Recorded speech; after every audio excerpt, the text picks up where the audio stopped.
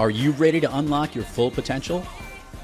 Motivational speaker, the comeback coach, and goal crusher Joe Rivera brings you inspiring leaders, incredible stories, and valuable lessons on how you can change, grow, and reforge your life.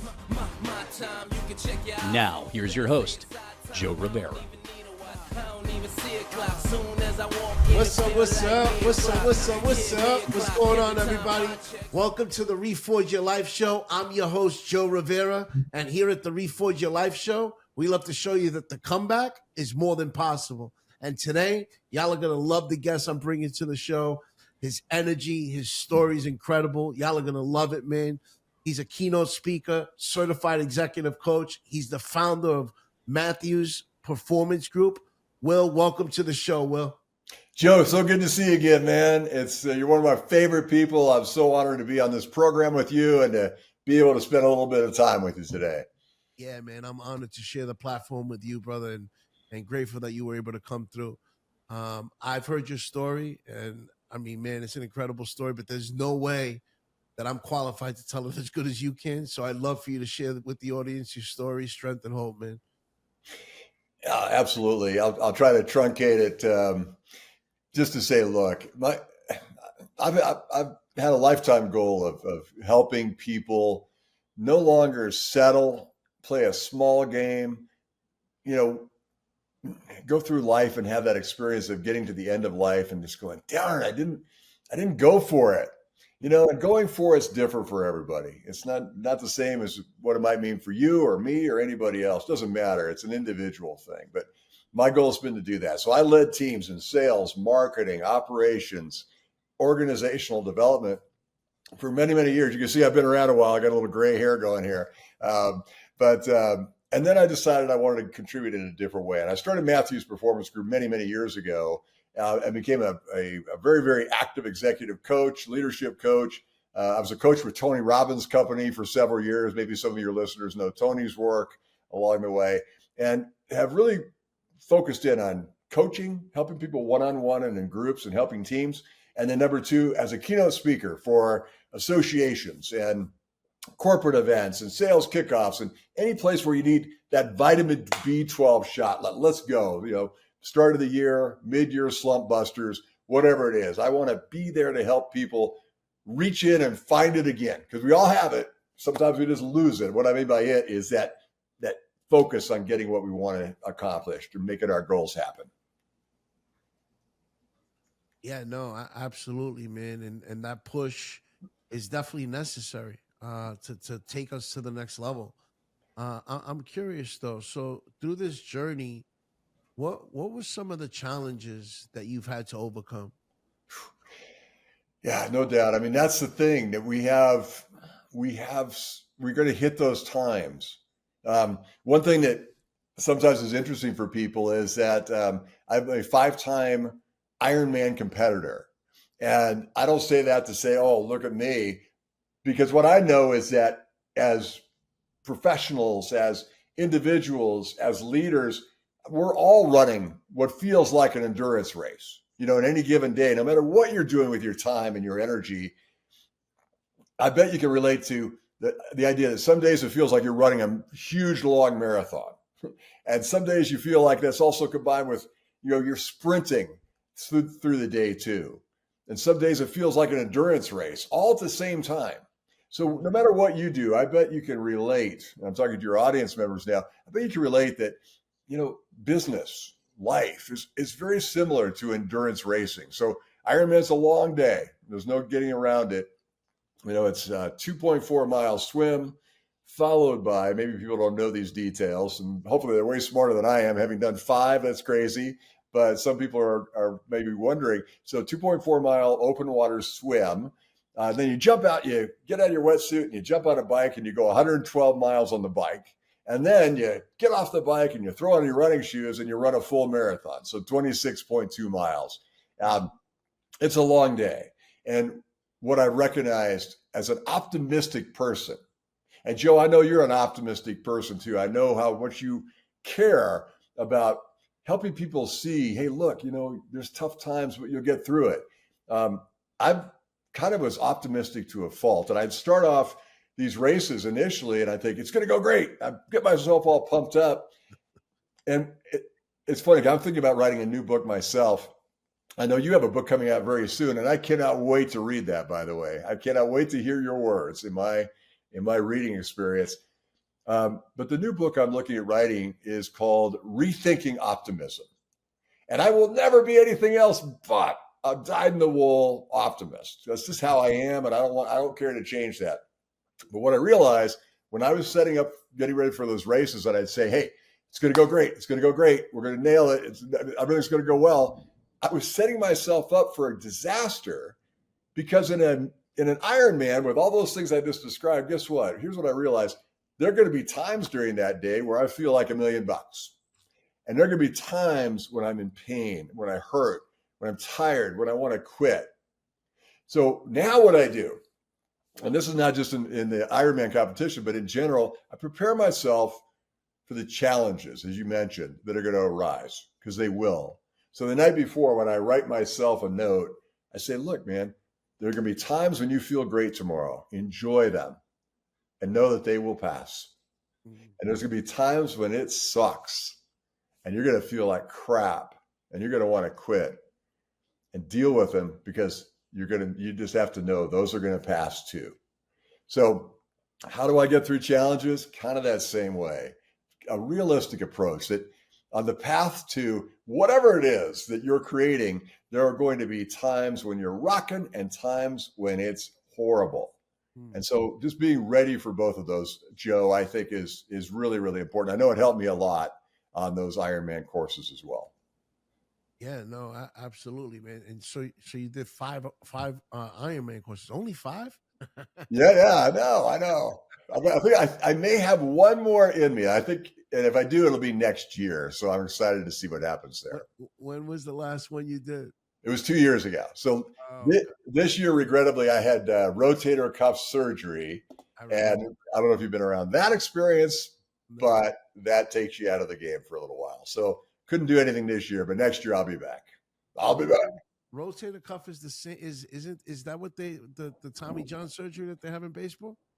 Yes, it's very, very, very, very common for ball players, any swimmers as well. Anything where you kind of got the over the shoulder. Yeah.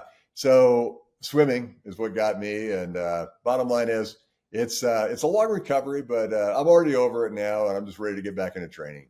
How long was the recovery? Well, I had surgery on February 7th, and the first 5 weeks are absolutely horrendous. I mean, it hurts. You have to sleep in a chair. You can't even sleep in bed. So therefore you don't sleep much. And it's tough, but it's really, so it's about a 6 to 9 month, depending, 6 to 9 month recovery. Yeah. And how long do you have to train for the Ironman when you do it? Well, that's the thing. It's that's individual as well, right? And so here's what happened. Here's how Ironman happened for me. I've done a few marathons, things like that, which I know already sounds crazy, and I get it. And hope many, many people listening to this amazing podcast will never do a marathon, will never do an Ironman, and I get that. And I know you're smarter than I am for doing it that way. But I had done a few marathons, and I got that tap on the shoulder, Joe. That one, when I felt it, I was like, oh no, please. Because I always know when I get that tap on the shoulder, what I mean by that is that messaging that's coming through. I know that it's going to be inviting me to go do something that's very much out of my comfort zone, whether it's starting a new career or going into a new relationship, or in this case, the tap on the shoulder was, all right, Matthews, what's next? And what came through was Ironman. And I'm like, are you ready? And I said, yes. And that's where I started my first one. Now, maybe of interest is I had never done a triathlon of any distance until I had turned 60 years old. And that time, back to your question, I trained, and I did what's called an Olympic distance, which is quite a bit shorter. Did that in like August, and I did my first Ironman 2 months later in North Carolina. So the entire training to get ready and go do it was only about 5 months. So faster than I thought. man. So I mean, listen, man, for the audience out there, my man Will is doing this after 60 years old, doing his first Ironman. So there's no excuses out there, y'all. There's no excuses that you can't do something when you put your mind to it. Just realize that. Over 60, and he's done 5 after 60. Man, God bless you. That's awesome, Will. Thanks, Joe. I don't want to hear shit from nobody in the audience younger than 60 trying to make excuses, man. 100%. I get it. And who knows what that Ironman is for anybody out there listening and watching. But here's the thing. You can change what your reality is in any moment. I know it's a huge push for the Reforge podcast. It's like you can make any change you want. That's right. And you will if you really want it. So just know you got it in you and it can come out. I'll tell you more if we get time here on what I learned along the way. But the bottom line is, look, whatever you're doing, I know it can feel like an endurance race. And I get that 100%. So know that when you're feeling and you're in those times where you don't feel like you got it anymore, listen, you do. You've got 30, 40% more inside you when you feel like you've got nothing. So there it is. Maybe you can do something with that. That's right, man. You have so much more power within you than you could ever imagine. You just got to tap into it. But Will, I want to kind of touch on something you just mentioned. You said things that you learned along the way. Please share that with the audience. That's what this whole platform's about, so that the audience can learn. So what are those things that you learned along the way that you were just talking about? Yeah, I'll respond this way, Joe. Look, and stay with me, but AI is going to change everything in your business, in your life. Everything. It's going to change how you communicate, how you do things, how you're seen in your industry. In fact, to the extent that you embrace AI will determine whether your business or your career succeeds or fails. But the AI I'm talking about is not artificial intelligence. The AI I'm talking about is about being all in. What I learned along the way as a professional, as a leader, as a business person, as a triathlete is when you are all in, that's the single most important thing to get right. That's the game changer, the edge. And each of you know when you're all in. You feel it. I get goosebumps just thinking about it because it takes that. When we're all in, we're coming from a place of confidence. And we're winning that internal tug of war between self-doubt, which is always there. We have part of that, and self-confidence, between fear and strength. So along the way, that's really what I've learned, that, look, we've got that in us. And when we come from that place of strength and we figure out how to get that alignment, then we're making our decisions not from a backdrop of fear, but from a foundation of strength. And everything changes. No more second guessing. You make a decision, you go with it. And that's what creates that kind of result in athletics, in business, in anything that you choose to accomplish in your life. I love the AI analogy there, man. That's so real, because it's about going all in. If you're gonna do something, there's no reason to go in half-ass. It doesn't make sense, man. You gotta go all in or nothing. I mean, that's the only way you're gonna really succeed to your fullest potential, is if you're all in. 100%. So, Will, before you got into the coaching, like with the Tony Robbins, and what were you doing before that? Yeah, so I led, as I mentioned earlier, a lot of teams. I had pretty solid, pretty high-ranking leadership roles in two industries, energy and IT. So I spent most of my career building up to getting into leadership positions, and then being in the leadership positions in those two industries. Okay, and so you worked for other companies before. You worked for Tony Robbins' organization, and then you worked on your own. Yeah, but Tony worked. Yeah, I'm sorry. I'm sorry, not Tony's organization. You worked with Tony's performance coaching, correct? Yeah, so that was just a side part of what I was doing. So I was working with as a coach for Tony Robbins' company. If anybody went to a Tony Robbins event, the 3-4 day event or the 7-day event, and you might notice that they always offered coaching after, because like anything else is otherwise it's just an event, and then you put the binder up on the bookshelf and you kind of forget what you learned. But with the coaching part, it stays right in your face, and you make the changes you want to make. That's So right. yeah. That's right. The coaching part is what helps you take action on what you 100%. learn and actually apply it. Yeah. So my question is, you went through a transition from working for someone else to working on your own. Yeah. And when that transition happens, I know because I've done it, and a lot of entrepreneurs that I bring onto the show and business leaders have gone through that same transition. And we all go through challenges along that way, but we all go through different challenges and have to overcome them differently. So what was that challenge like for you to go from, working for someone else to working on your own and those growing pains? Yeah. I love that question. Thanks for asking that.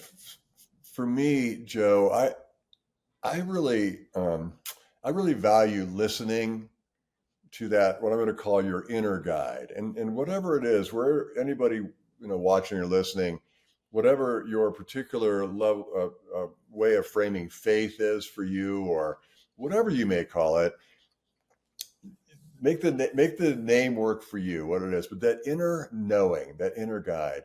And I believe that the beauty of life really comes down to making sure you don't mute that inner voice, that, like I told you about the tap on the shoulder earlier. I think we all get taps on the shoulder to go do things. And we either, because of, again, if we're coming from a place of fear or safety, or we want to have security, and there's nothing wrong with that. Who doesn't understand that? I do. But I find the juice of life comes when you listen to that tap that says, make a move. And you be responsible about it, but you decide, no, I'm going to go make that move rather than settle and stay in the safety zone. Yeah. So that's what it really was for me. Yeah, man, I love that inner voice thing. Because I'm a big believer in, trusting that inner voice also. Yeah. And like you said, whatever you want to call it, right? Somebody wants to call it God, the universe, infinite intelligence, source, whatever it is you believe. But understanding how vital it is towards your success to believe in something greater than yourself that's going to help you unlock your fullest potential is vital. Because I believe that when we try to do things on our own without that connection, it just falls apart. And it'll never be till its fullest potential, as if you work in co-creating that, like your life is co-created. It's so true. Yeah. It's so much harder when we try to, I know for me, sometimes we're all human. We're not doing everything perfectly by any means, ever. And I know that's true for me. There's times when I find myself really like struggling, like, oh my gosh, why is this so hard?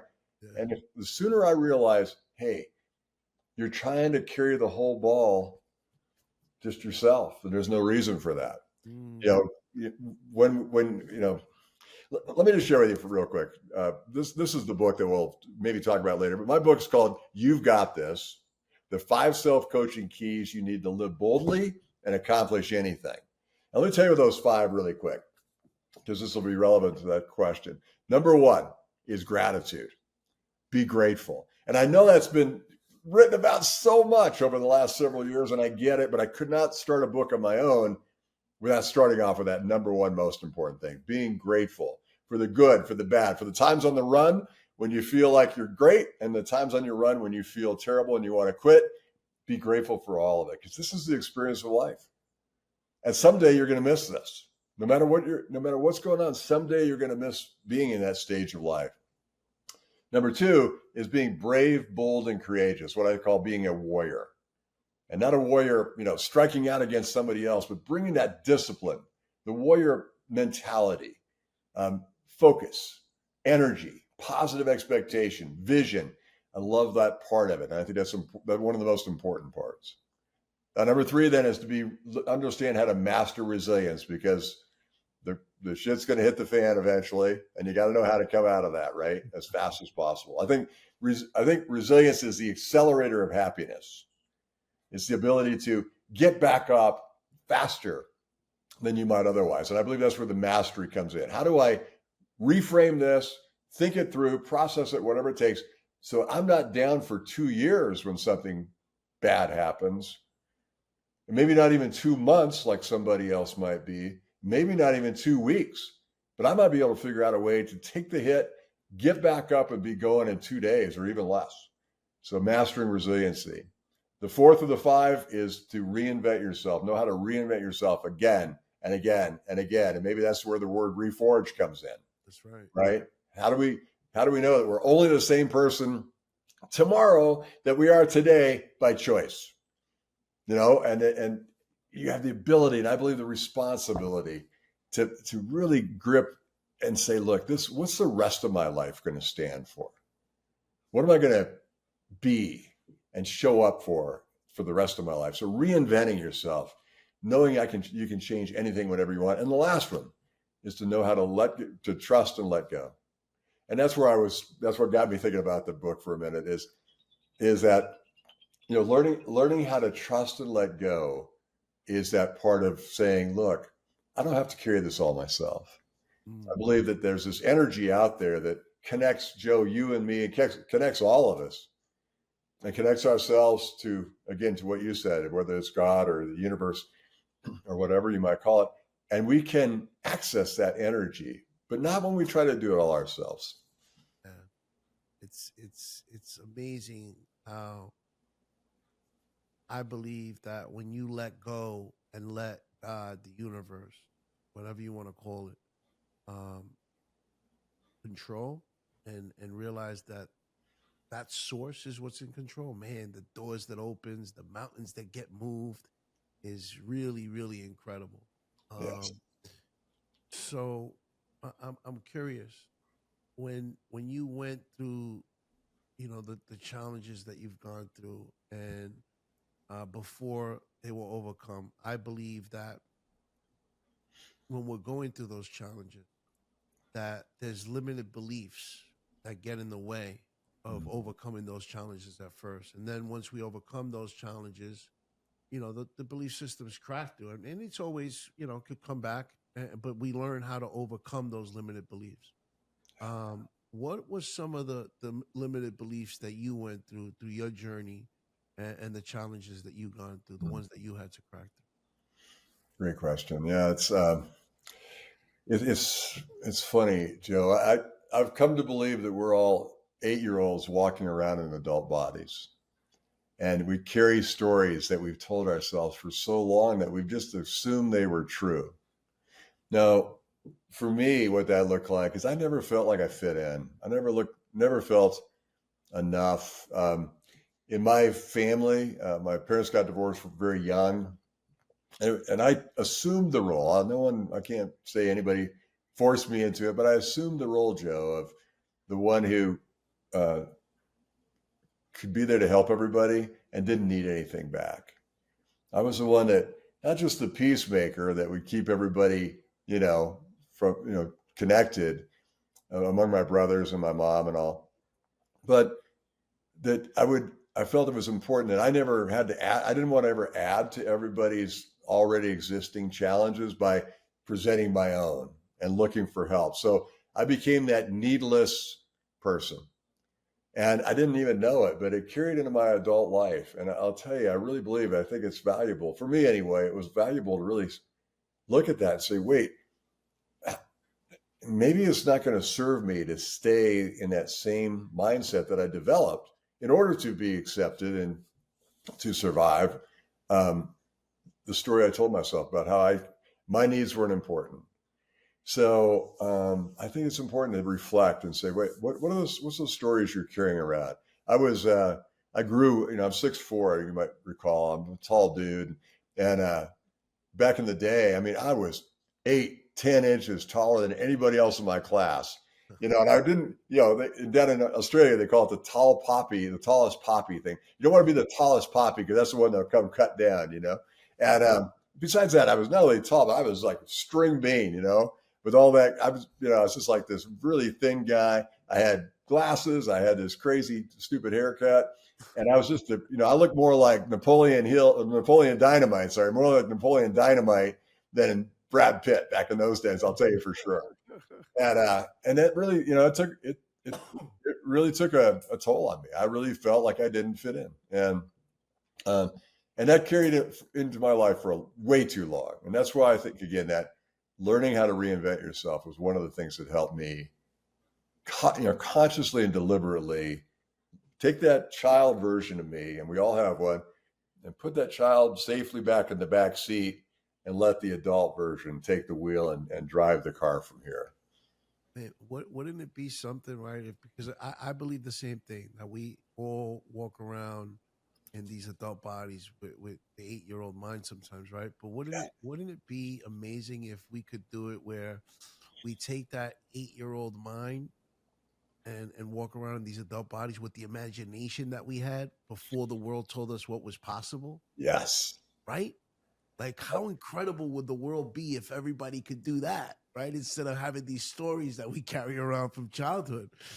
Man, that's such. I'm glad you mentioned that, because I believe that, the imagination is so powerful, and when we walk around with these stories, where it's not just like stories that we're creating. Our mind is so powerful that the stories that we carry around become the stories that we live. It becomes our life.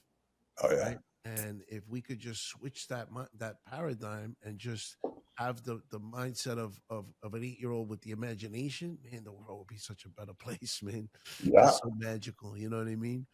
Because we could create so much with our mind if we put our mind to it. And I think that not enough people get that and realize that. 100%. 100%. Yeah.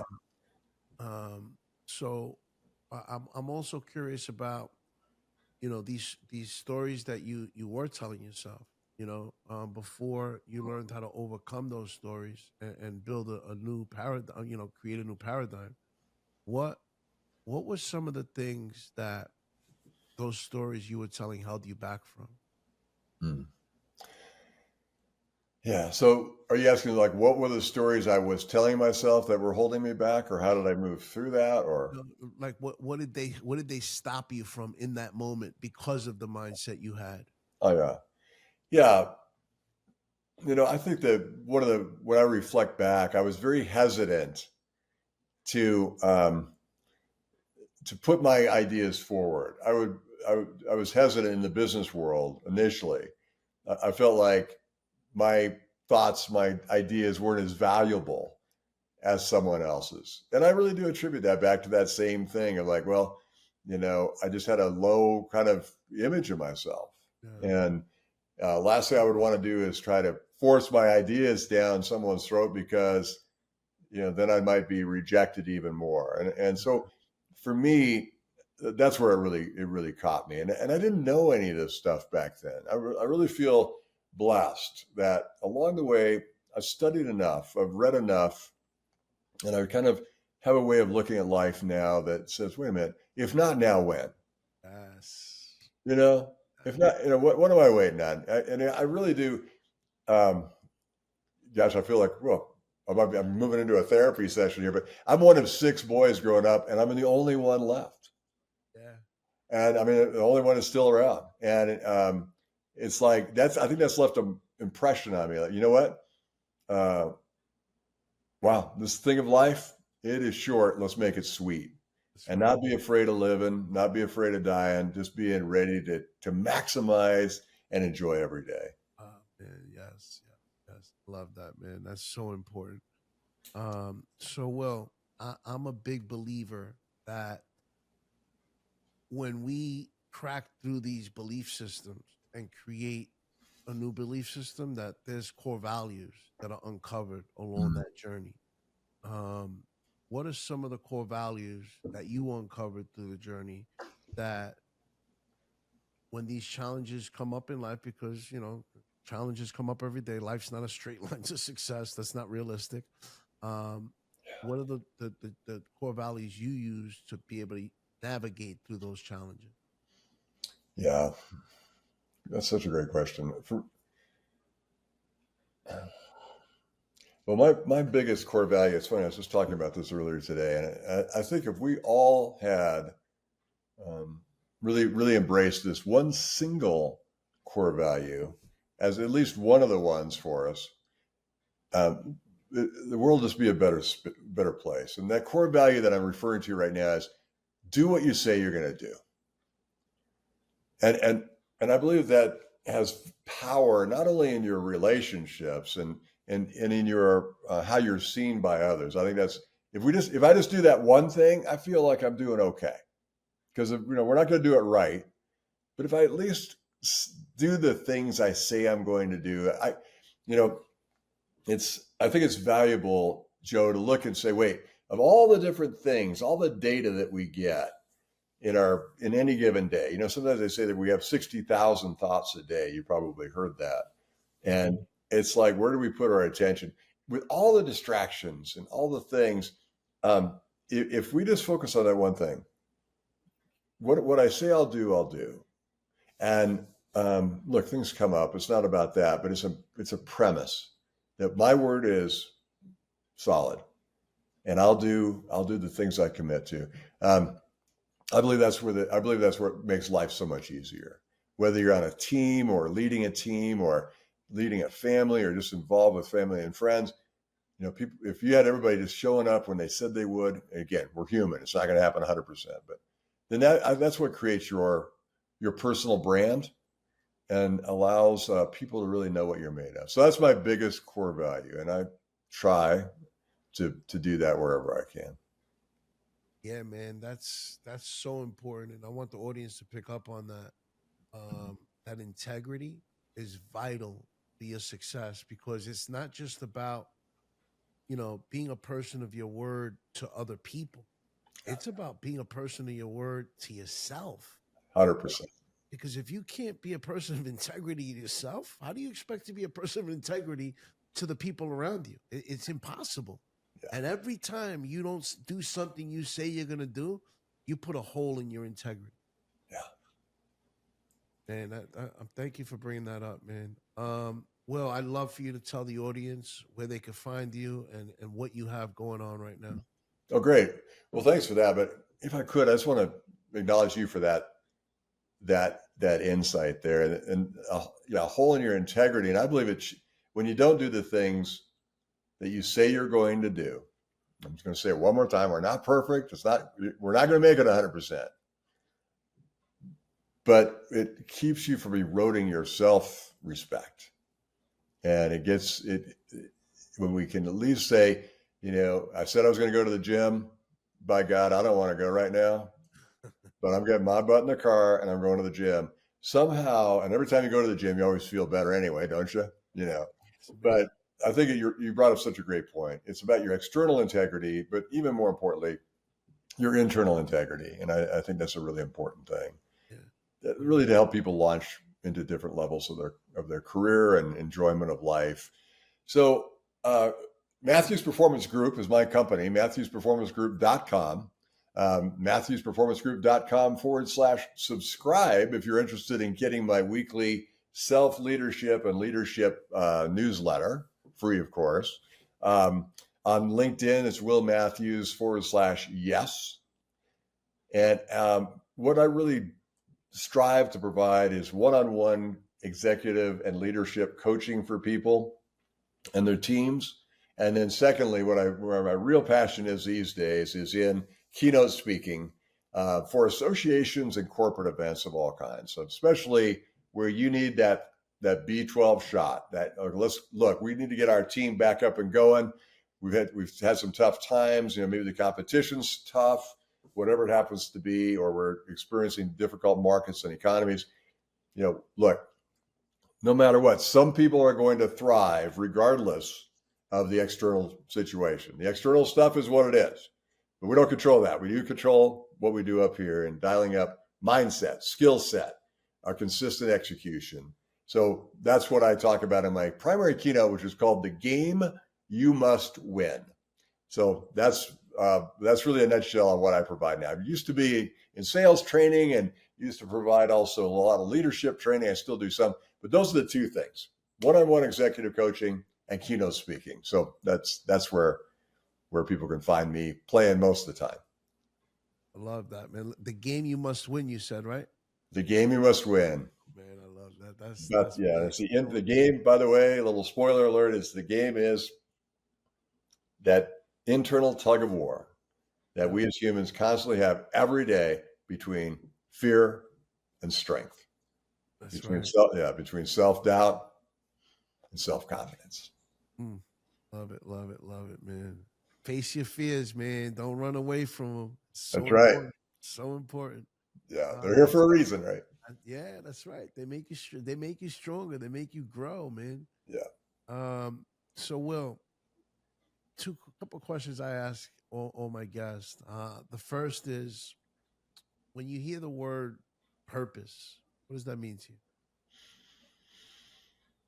you? Purpose is one of what I would consider top three most important things, and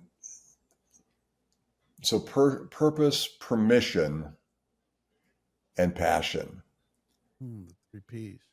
Yeah. And purpose, I believe it can be, of course, mean different things to different people. For me, purpose ties back to what are those core values that what do you want to be known for? What's your personal brand going to be? Yeah. And I think purpose is a gift. I think that it's the tap on the shoulder, it's like we get the tap on the shoulder that says, this is what your gift to the world can be. Now, the one to go do an Ironman is different than that, but you know the one I'm talking about. It just says, look, go in this direction. Leave perhaps what is safe and secure to go do the thing that's going to be not only juice for you, but give other people that sense that, if this guy can do it, maybe I can do it too. So I think that purpose is the core kernel that allows us to show up as the best version of ourselves that we can, because we have something we're pointed toward. It's the center of the bullseye, the purpose. So we know where to point the arrows. All the energy we put into it is to make sure we're doing the things that advance whatever that purpose is for you. Yes. The thing you're passionate about, where you don't even need the alarm clock to wake you up in the morning. You're being jolted out of bed by that purpose. Exactly. I've heard it said one time, Joe, you probably heard this somewhere down the road. I think I'll get it right, but there's two ways of going about it. One is, good God, morning. And the other is, good morning, God. Yes, man. I've lived on both sides of those streets, man, and I love the good morning, God, so much more than the other one. Exactly. Yeah. Oh, man, that's good. Well, when you hear the word reforge, what comes to mind? Reinvent. I really love that term that you've embraced and really branded with. And to me, it's knowing that, as I shared earlier, that, look, we're only the same person we are tomorrow that we are today by choice, and we can change anything, and we can accomplish our top priorities. And even when those things shift, when we, allow ourselves that gift, maybe that's the permission part, to give yourself permission to make the change, to evolve deliberately, deliberate evolution, deliberately evolving into the person you want to be is what I would say reminds me of Reforge. I love that. Reinvent, man. It's so true. And you could, the beauty is you could reforge yourself anytime. Yes. You control reforging your life and reinventing your future. So there's somebody out there right now, Will, who is looking to reforge their life, whether it's in their businesses, their finances, their health, their relationships. their business, whatever it is, and they don't have the tools, they don't have the know-hows, the whereabouts. What's one piece of advice you could give someone that's looking to reforge themselves in one of those domains of life? That's great. You know, this will sound, I wanted to say believe in yourself, but I think that's difficult the way you described it. When somebody doesn't feel like they have the tools, get the tools.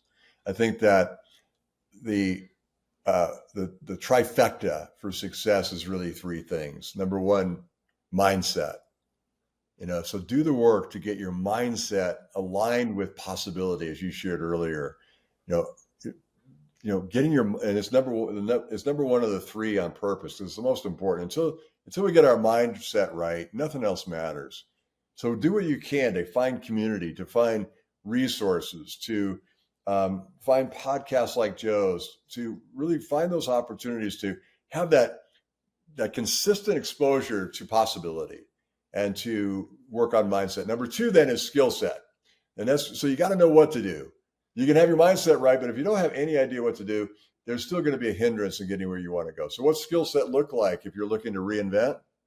Well, you know what? I think that's a lot of things that come down to, that introspection, journaling, meditating, praying, if that's appropriate for you, getting some exercise so you're popping those endorphins and getting that better thinking. As a distance runner, most of the good ideas I ever have are when I'm out running. I don't know what it's all about, but it works, So you get to do whatever exercise looks like for you, and some affirmations, and get those skill sets so you can start that flywheel of momentum going. So number one, mindset.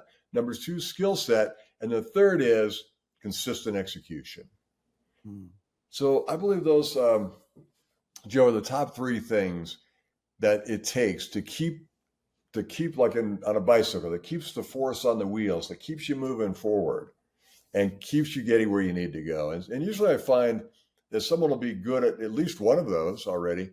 And there's one that's kind of their kryptonite. They haven't, if one of them's a superpower, then one of them is their kryptonite. They haven't really figured out how to do well at one of those. And then it's doable. Double down, get the community going. Reach out, be willing to be vulnerable, not kind of trying to come across like you have all the answers.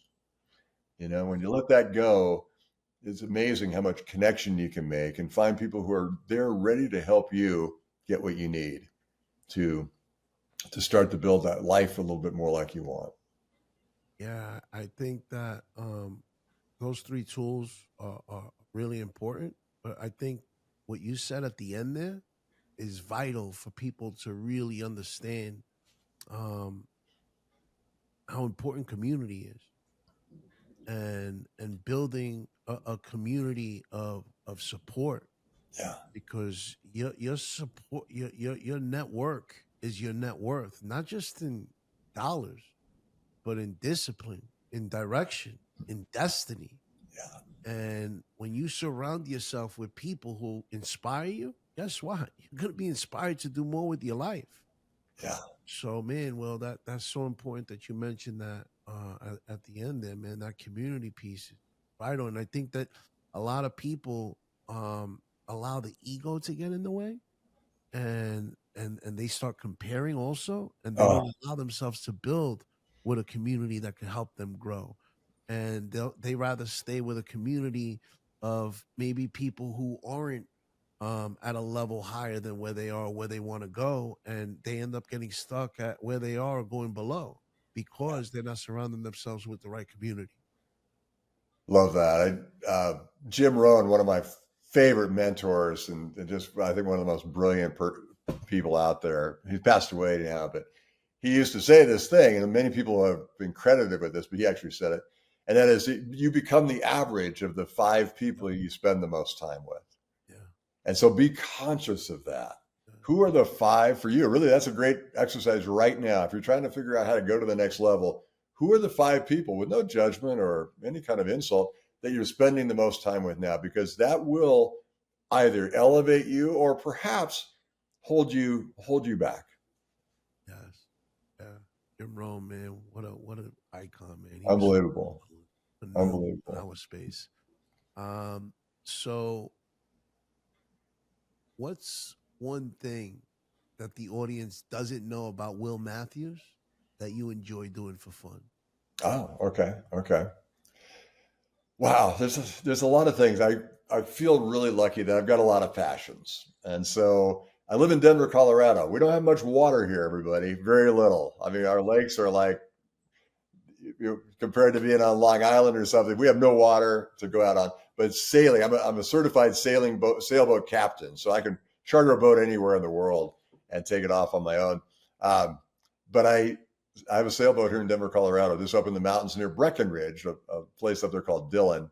And I have a 30-foot Catalina sailboat up there that my girl and I spend, a couple of years ago, we spent 19 nights overnight on it. So we sleep on it, wake up, go sailing. It's just phenomenal. So between sailing, just got back from a 5-day motorcycle trip. I play guitar. I love guitar. I love creating music. I think it's good for every part of us. I'm a father of 4, so I sometimes say that my biggest endurance race was raising 4 teenagers. But they're all raised and doing their thing and doing great. And so just lots of passions. I really do have a lot of passions. I feel blessed by that. So maybe that's somewhere in there. There's one that people don't know about me. And, being an author was another one. So, and I want to say this, Joe, look, if there's somebody out there who, you buy the book on Amazon, but let's just say, because it happens, if you just don't have the dollars and you reach out to me, Will at Matthews, 2 T's, Will at MatthewsPerformanceGroup.com. You reach out to me in sincerity and say, I just can't afford to buy the book. You let me know, give me your address. I'll mail you a signed copy. So I want you to have this because you're writing a book now, Joe, and I know you feel how much it comes from your heart. I just wanted people to have these 5 ways of turning their life around and hopefully being able to accelerate forward faster, back to my bigger mission. I love that, man. I love that. And I'm going to say on behalf of my audience, thank you, because that's a kind gesture to say that you're willing to help someone out who absolutely can't afford that at the moment. That's why we're all here. Yeah, absolutely, man. What's the name of the book again for the audience? The name of the book is You've Got This, the 5 self-coaching keys you need to live boldly and accomplish anything. Yeah, man, go check it out. Get it on Amazon. And like he said, man, if you can't afford it, he's giving it away for free, man. So it don't get better than that, y'all. You got it. Thank you so much for coming through, man. I knew you were going to bring the energy, the knowledge, the amazing story, and the golden nuggets, man, that you dropped for the audience, man. So I really appreciate you. And I'm grateful that I was able to share this platform with you. Thanks, Joe. You're one of my heroes, man. I love you and your story. And so thanks for having me on. And I look forward to our chance to get together again soon. Absolutely, man. I love you too, brother. And for the audience out there checking it out, watching it, listening to it, however you're checking this out, I really appreciate y'all coming through. And don't forget, man, LFSS, like, follow, subscribe, and most importantly, share the episode, because there's somebody out there right now who's looking to reforge their life in their business, finances, health, relationships, whatever it is, whatever domain of life that they're looking to reforge, and you sharing this episode can help them do that. So don't forget to share it. Stay productive, stay purposeful, and stay blessed.